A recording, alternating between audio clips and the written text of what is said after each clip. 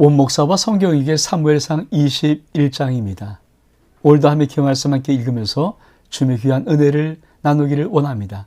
사무엘상 21장 함께 읽겠습니다. 사무엘상 21장은 다윗이 사울을 피하여 도망하다 이렇게 시작합니다. 같이 한번 읽겠습니다. 다윗이 노베 가서 지명의 이름입니다. 제사장 아히멜렉에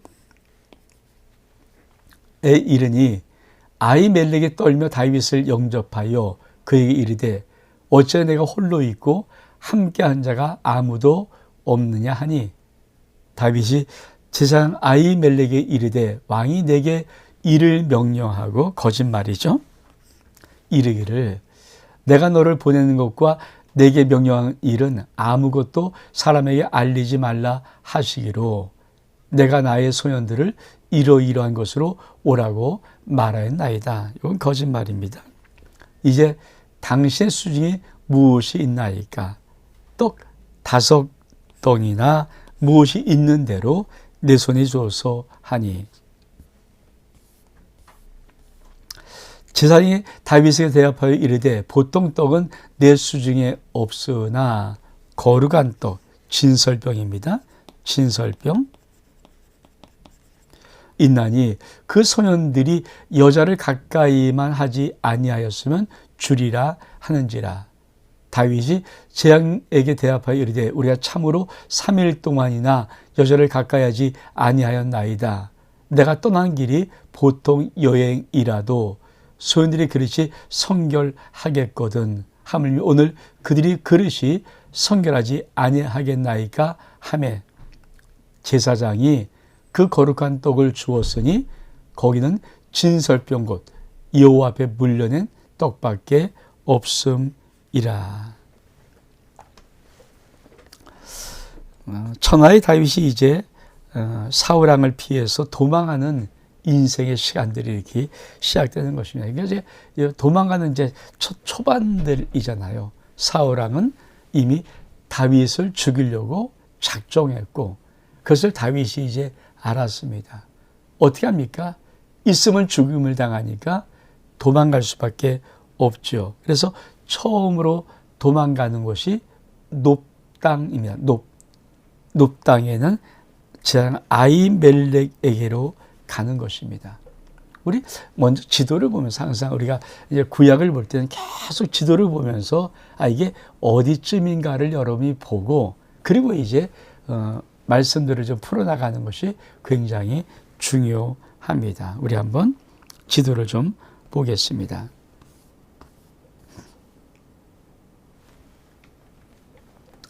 이게 다윗이 도피한 곳의 지도인데, 자, 노비란 곳은 예루살렘 바로 위쪽에 있는 위치입니다. 이게 사해바다고요. 아시겠죠? 사해바다. 이게 요단강. 그리고 예루살렘이 이 정도 있다면 예루살렘의 위쪽에 있는 것이 노비라는 놉땅입니다. 놉땅. 그러니까 다윗이 처음에 이 놉땅에 있는 어디에게? 아히멜렉. 즉 제사장에게 가는 것입니다. 자, 왜 놉땅에 갔을까요? 이제 우리가 뒤에 이제 보겠지만 다윗은 자기가 도망다니는 신세에서 무기를 가져야 된다는 생각을 했습니다. 그 당시에 근데 이 전쟁의 무기가 많지 않잖아요. 그러니까 다윗은 이 놉땅에 있었던 아히멜렉 이 제사장에게 있었던 이 성소에 있었던 바로 골리앗의 칼을 가지러 가는 것이었습니다. 그런데 먼저 어떤 일이 벌어집니까? 그렇죠? 그곳에 갈 때 먼저 다윗은 도망갈 때 제일 중요한 게 뭘까요? 식량 그리고 무기예요. 그렇죠? 그러니까 어느 정도 식량이 있어요. 그러니까 굶고는 갈 수 없잖아요. 그러니까 제사장에 가서 당신 수중에 무엇이 있습니까? 나에게 좀 떡 5덩이를 좀 달라고 말을 합니다. 그렇죠?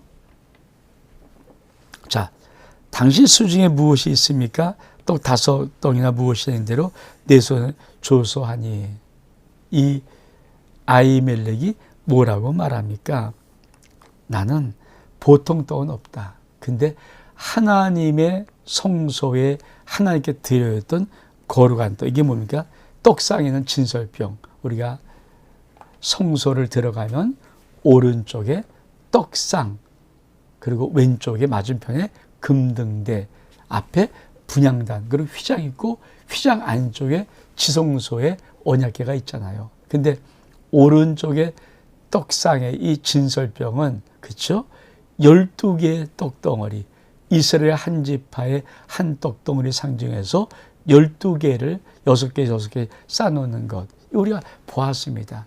근데 재앙이 이 떡밖에 없다라고 말하는 거예요. 그러니까 다윗이 그 떡 5덩이를 좀 달라고. 근데 이 거룩한 떡은 함부로 먹을 수 있는 것이 아니에요. 제사장들에만 먹을 수 있지 함부로 여는 사람이 먹을 수 있는 것이 아니지 않습니까? 그러니까 어떻게 합니까? 재앙은 일단 다윗이 두렵기도 하죠. 왜?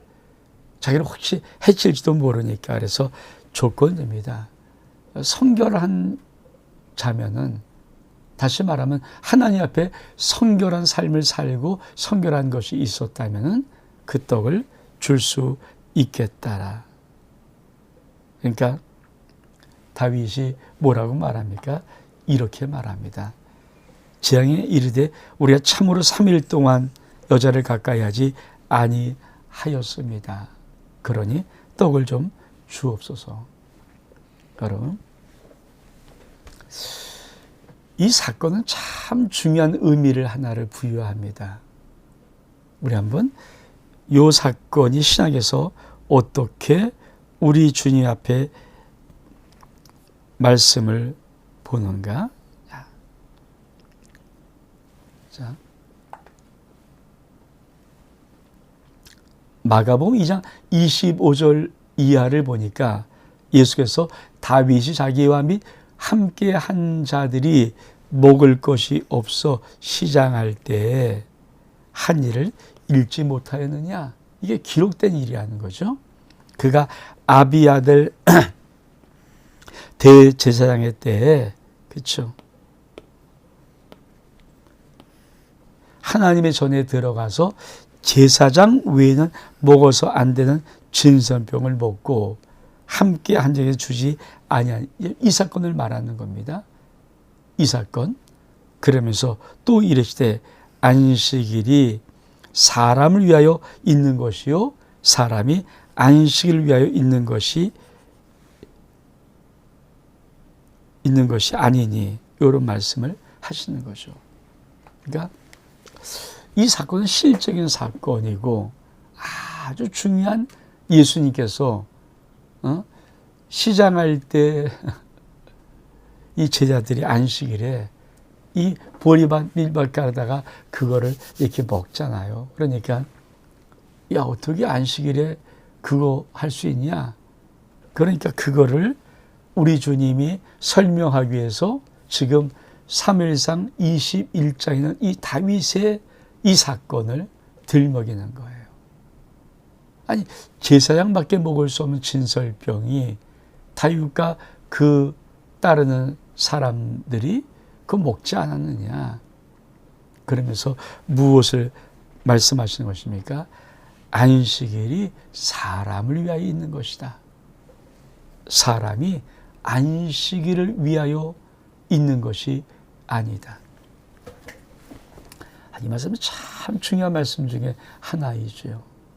사실 구약의 수많은 율례와 법도의 율법들은 하나님을 위한 것입니까? 사람을 위한 것입니까? 그렇죠? 여러분, 사실 하나님이 우리를 주고 싶은 축복을 위한 것이 율례와 법도죠. 그래서 하나님이 뭐라고 말씀하셨습니까? 우리가 쭉 봐왔는데 내 행복을 위하여 이렇게 말씀하는 거예요. 너의 행복을 위하여. 그렇습니다. 우리의 행복을 위해서 우리 하나님은 우리에게 말씀을 지키고 명령을 지키고 규례를 지키라고 말씀하는 것이죠. 그러니까 하나님을 위한 어떤 걸 놓고 우리를 강압시키는 것이 아니라 하나님의 모든 율법은 기본을 뭡니까? 우리를 위한 율법이죠. 근데 그걸 지킬 수 있는 힘이 없으니까 우리에게 그것이 오히려 올무가 되고 그걸 통해서 우리가 죄를 알게 되고 죄를 범하게 되는 것이지만 근본적인 모든 법은 그 말씀은 하나님이 우리에게 지키도록 주셨는데 그 지킴의 목적이 뭡니까? 우리를 위한 것이에요. 그 하나님의 근본적인 가치를 우리 주님께서 이 다윗이 제사장밖에 먹을 수 없는 진설병을 아이들과 함께 자기와 함께 무리들과 먹었던 그 사건을 들면서 아주 놀라운 율법에 대한 제소를 하시는 것입니다. 하나님의 모든 말씀, 율법을 지키되 안식을 지키라는 계명의 말씀 모든 것은 사람을 위한 것이다. 사람이 안식일을 위한 것이 아니라는 말씀을 던지는 거죠. 그러니까 다윗의 한 사건은 우리 주님 앞에 아주 중요하게, 그러니까 이 사건은 다윗이 배고프고 다윗이 함께한 사람이 배가 고파서 하나님이 제사장들에게 먹을 수 있도록 만든 거룩한 떡을 그리 달래서 먹었던 이 사건을 우리 주님께서 다 아주 신약에, 저번 신약에 이걸 끄집어내어서 아주 놀랍도록, 여러분 무슨 의미를 가지고 있습니까? 내 인생에 하나의 사건 허튼 것이 없다는 것이요. 다 의미가 있죠. 다윗은 배고프니까 도망가려고 그래서 떡을 달랬던 것이고, 이제 그런 것이 무엇을 의미하는지 몰랐지만은 결국은 무엇입니까? 그 하나의 모든 사건, 하나의 행동, 하는 모든 것들이 의미가 없이 되어진 것은 없다. 여러분, 인생을 살면 사실은 좀 더 오래 살면은 우리가 뒤를 돌아보면서 그때 왜 그 일이 그렇게 일어날 수밖에 없었는가? 왜 그때 그 일이 그런 일이었는가를 우린 돌아보면서 알 수 있죠. 그래서 내 인생 여정 끝내요. 강 건너 요단을 건너서 주님의 나라에 이를 때 내가 뒤를 돌아보면서 내가 할 수 있는 고백이 무엇입니까? 예수 인도하셨습니다. 오늘 다윗의 이 도망치는 한 사건조차도 하나님은 꼭 의미를 가지고 그 의미를 부여할 수 있도록 우리 주님이 이 사건을 인용할 수 있었듯이 저와 여러분의 모든 인생에 어떤 하나도 허튼 것이 없고 허무하고 아무것도 아닌 것이 없고 다 의미가 있는 것입니다. 어디 안에서? 예수 안에서는, 믿음 안에서는, 신앙 안에서는 다 의미가 있는 거예요. 그 의미를 가지고 하나님은 놀라운 역사를 이루는 것입니다. 그걸 여러분이 볼 수 있는 눈이 열리기를 원합니다. 한번 아내와 함께 가다가 세계로 금난교회 담임 목사님의 새롭게 와서의 간증을 한번 들어봤습니다. 참, 저는 이 목사님 정말 대단한 목사님이란 느낌이 있었던 것은 뭐냐면 그분은 하나님의 마음을 진짜 정확히 알고 정확히 그 마음을 드릴 줄 알더라고요. 어떤 한 분이 130억을 헌금한다 그래서 아주 땅을 넓게 교회 돈 다 들여서 15억에 샀어요. 근데 130억 들여서 성전 건축한다고 했던 그 땅, 근데 이게 땅값이 아니라 아마 내가 볼 때는 이제 땅을 사기 위해서 이렇게 뭐 부려면 주고 이런 것들에 돈을 투자한 것 같아요. 다 난리판이었죠. 그 사람이 사기꾼이었으니까. 그리고 그 사람은 1원도 헌금 안 하고 바람께 사라지고 말았습니다. 어떻든 땅을 사놨는데 건축할 돈은 없고 어떻게 이걸 해체할 것인가. 그래서 자기 이제 교회 분들에게 물어보니까 얼마 있습니까? 그러니까 교회가 다 재험을 끌어보니까 그 당시에도 많은 돈이겠죠. 옛날이 오래됐으니까 4억이 넘는 돈을 그래도 갖고 있었대요. 그래서 교회 중직들과 무슨 얘기를 했냐면, 내가 지금 어디 이제 부흥 집회를 가는데 갔다 올 동안 이것을 정말 돈이 필요한 가난한 모든 우리 교회들에게 나눠줘라. 그 제로 만들어라. 4억이 넘는 돈을. 그리고 정말 부흥 집회 갔다 오니까 그 돈이 제로가 된 거예요. 그러면서 놀라운 것은 하나님 앞에 승부를 거는 것입니다. 저는 그 말을 들을 때요, 그분이 왜 제로 만들었을까요?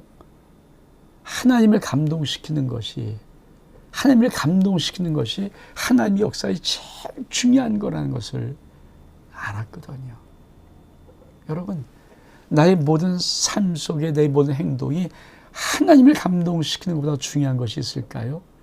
하나님이 감동만 하시면 역사 못할 일이 있을까요? 그걸 이 목사님은 실질적으로 하시는 것 같더라고요. 저 그 말 들으면서, 난 조금 그걸 아는데, 그 목사님의 그 수준, 하나님을 감동시키는 것이 얼마큼, 결국은 제로 만들어 놓고 그 교회를 건축해요. 여러분, 우리 인생 속에 어떤 사건, 어떤 일들이 허튼 일이 없고 하나님의 무엇인가 우리 속에 보고 싶었던 일들이었다는 것. 지금 다윗이 높당으로 도망가서 처음으로 한 행동, 그것도 제사장이 먹을 수밖에 없는 거룩한 떡을 달라고 했던 이 행동이 우리 주 예수님이 이 땅에 오셔서 하나님의 근본적인 마음, 하나님의 근본적인 뜻이 무엇인가, 하나님이 얼만큼 우리를 위한 것인가, 그것을 쓰는데 이 사건을 쓰는 거예요. 다윗의 이야기를 가지면서 안식일이 사람을 위해 있는 것이다. 사람이 안식일을 위해 있는 것이 아니야. 아버지의 가장 중요한 뜻이 무엇입니까? 우리입니다. 너희라는 것이죠. 여러분, 이거는 굉장히 중요한 의미를 가지고 있습니다. 그렇죠? 여러분, 사람 위에 법이 있으면 안 되잖아요. 법을 왜 만듭니까? 사람을 위해서 만드는 거죠. 법을 위해서 사람을 만드는 게 아니잖아요. 그런 얘기예요. 여러분, 정말 사람을 위한 것이 아버지의 마음입니다를 설명하기 위해서 우리 주님은 이 사건을 슬쩍 끄집어 내십니다. 우리 그 다음 말씀을 좀 같이 볼까요? 자, 그날에 사울의 신하 한 사람이 여호와 앞에 머물러 있었는데, 자, 사울의 신하입니다. 도회. 나중에 저기 22장에 어떻게 하는지, 이름하여 에돔 사람입니다. 사울의 목자장이었더라. 다윗이 아히멜렉 이르되, 여기 당신의 수중에 창이나 칼이 없나이까? 왜? 도망갈래 무기가 필요하니까. 왕의 일이 급함으로 내가 내 칼과 무기를 가지지 못하였나이다 하니, 제왕이 이르되, 내가 엘라 골짜기에서 죽인 블렛 사람 골리앗의 칼이 보자기에 쌓여 에봇 뒤에 있으니 내가 그것을 가지려거든 가져라. 칼이 거기 있다. 여기는 그것밖에 다른 것이 없느니라 하는지라. 다윗이 이르되, 그 같은 것이 또 없나니 내게 주어서 하더라. 10절, 그날에 다윗이 사울을 두려워하여 도망하여 가드왕 아기스에로 가니, 아기스의 신하들이 아기스에게 말하되 이런 그 땅의 왕 다윗이 아니니까 우리가 춤추며 이 사람이 이를 노래하여 이르되 사울이 죽인 난 천천히요 다윗은 만만 이로다 하지 아니하니까 한지라. 다윗이 이 말을 그의 마음에 두고 가드왕 아기스를 심히 두려워하여 그들 앞에서 그의 행동을 변하여 미친 채하고 대문 쪽에 극적거리며 침을 수염에 흘림에 아기스가 그의 신하에게 이르되 너희도 보거니와 이 사람이 미치광이로다. 어찌하기를 내게로 데려왔느냐. 내게 미치광이 부족하여서 너희가 이 자를 데려다가 내 앞에서 미친 짓을 하게 하느냐. 이 자가 어찌 내 집에 들어오겠냐가 하니라. 여러분, 지금 다윗이 어디를 가요? 참 재미있죠. 다윗이 지금 무엇을 가집니까? 그렇죠. 칼을 가져요. 칼을. 그 칼이 무엇입니까?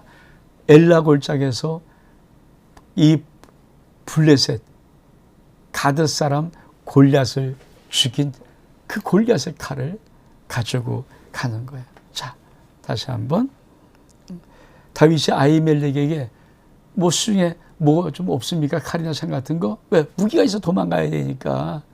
그랬더니 내가 급히 못 갖고 왔습니다. 그러니까 엘라 골짜기 죽인 블레셋 사람, 네가 그 칼이 거기 보자기에 쌓여서 에봇 뒤에 있다.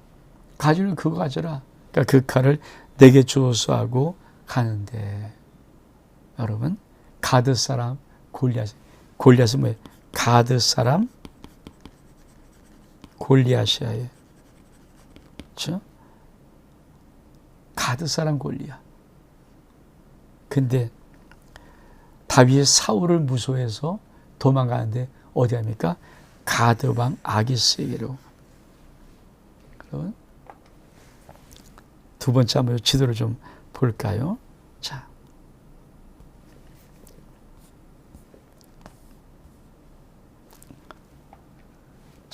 첫 번째 높당, 예루살렘 방의 높당 여기에 왔습니다. 그렇죠? 첫 번째 일로 왔는데 두 번째로 어디 갑니까? 두 번째로 가드. 이게 블레셋 지방의 가드라는 곳에 아기스 왕, 가드의 아기스 왕에게 갑니다. 근데 뭘 갖고 가요? 그렇죠? 칼을.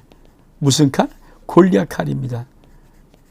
골리앗의 칼인데 이 칼로 골리앗을 죽였잖아요.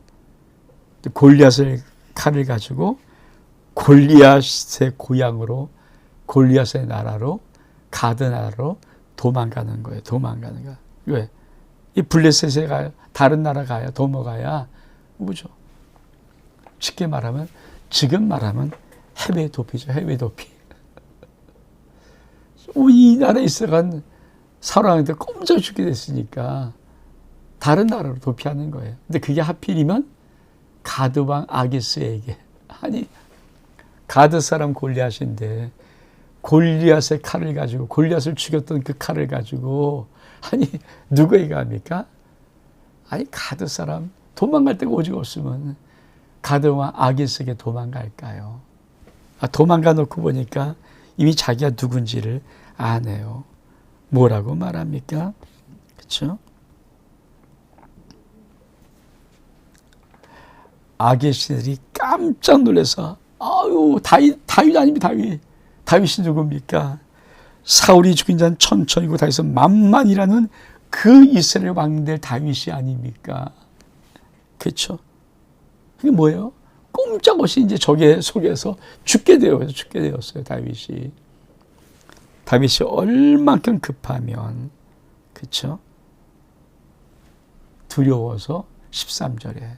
참, 여러분, 이게 그들 앞에서 그 행동이 변하여 미친 채라. 대문짝에 극적거리며, 얼굴이 극적거리며 침을 수염에 질질 막 흐리는 거예요. 막 미친 채 하는 거예요. 미친 채. 그러니까 아기스가 보더니, 야, 이거 미친놈 아니야? 야, 이거 미친 사람 나한테 들어오면 어떻게 해? 야, 이런 사람 왜 데려왔어?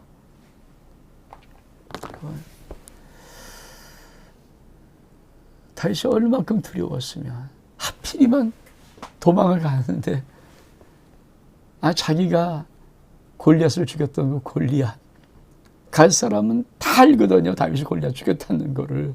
근데 거기를 골리앗 칼을 가지고 가는데 신하들이 왕 앞에 저 사람이 누구냐? 다윗이 골리앗 죽인 다윗입니다. 그래서 어떤 말을 사울은 천천히 이고 다윗은 만만이라는 그 다윗 아닌데 당신 지금 저 다윗한테 죽으려고 하는 거냐고. 그런 말을 다윗이 듣는 순간에 너무 무서운 거예요. 죽었구나.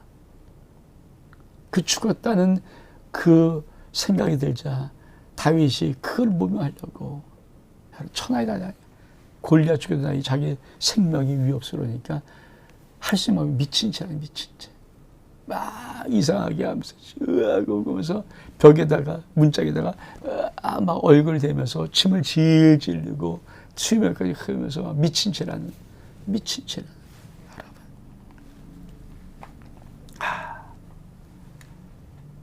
미친 채를 하는. 그러면서 그 행동이 변해 미친 채를 하고 대문짝에서 수염에 흘리는 거. 미치광이 노릇하는 거야.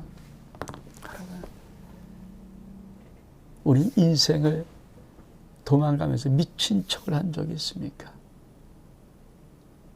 다윗의 그 깊은 망될 때까지의 그 여정 속에 도망다니면서 다윗은 미친 척도 해봤어요. 미친 척. 여러분, 정말 한 사람 다윗을 올곧은 사람으로 만들기 위해서 하나님은 다윗의 깊은 수렁 속에서 다윗의 모든 것들을 연단시키는 것입니다. 다윗은 이 행동을 후에 어떻게 고백했는가? 우리 한번 그것을 보기를 원합니다.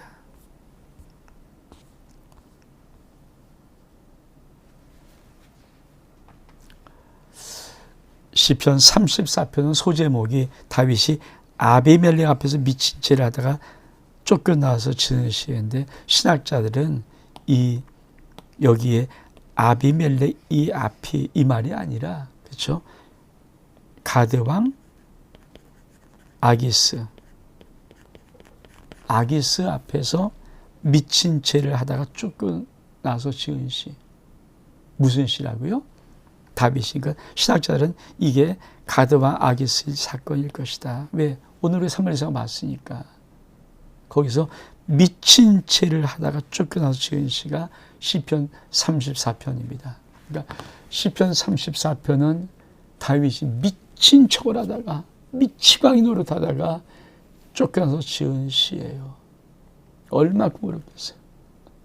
자기 인생의 비참함, 자기 인생의 정말 비참하고 무너진 자기의 모습, 내가 어쩌다 이렇게 이런 자가 되냐면서 엉엉 울었을 것입니다. 미친 채를 해서 살 수밖에 없는 자기의 인생이 얼만큼 초라하고 불쌍하고 원망스러웠을까. 그래서 지은 시가 시편 34편이에요. 그런데 그 시가 어떤 내용이 있는가? 여러분, 다윗이 이렇게 고백해요. 너희는 여호와의 성하심을 맛보아할지어다. 그에게 피한 자가 복이 있도다. 너희는 여호와의 성하심을 맛보아할지어다. 그에게 피한 자가 하나님 여호와께 피한 자가 복이 있도다. 너희 성도라 여호와를 경외하라. 그를 경외하는 부족함이 없도다. 젊은 사자는 궁핍을 줄일 자도 여호와를 찾는 자는 모든 좋은 곳에 부족함이 없으리로다. 하나님께 피한 자가 복이 있도다. 시편 34편의 이 말씀은 다윗이 미친 채를 하다가 쫓겨나면서 엉엉 울면서 지은 시예요. 여러분, 우리가 믿음 생활하면서 하나님께 피하는 것이 얼마큼 귀한 줄 아십니까? 이 인생에 온갖 수모를 당하고 온갖 어려움 당하고 짓밟히고 다윗처럼 미치광이 노릇할 수밖에 없도록 그렇게 내 인생에 기가 막힌 상황일지라도 다윗이 진짜 한 것이 있어요. 다시는 사람에게 피하지 마. 하나님께 피해야 되겠구나. 하나님께 피해. 여러분, 사람에게 피하지 마십시오. 어떤 좋은 세상에 피하지 마십시오. 여러분 받아줄 것 같습니까? 언제나 짓밟아 버려요. 세상은 약육강식의 시대가 아닙니까? 짓밟는다고요. 여러분, 도망치려면 하나님께 도망치십시오. 피하려면 하나님께 피하십시오. 그게 얼만큼.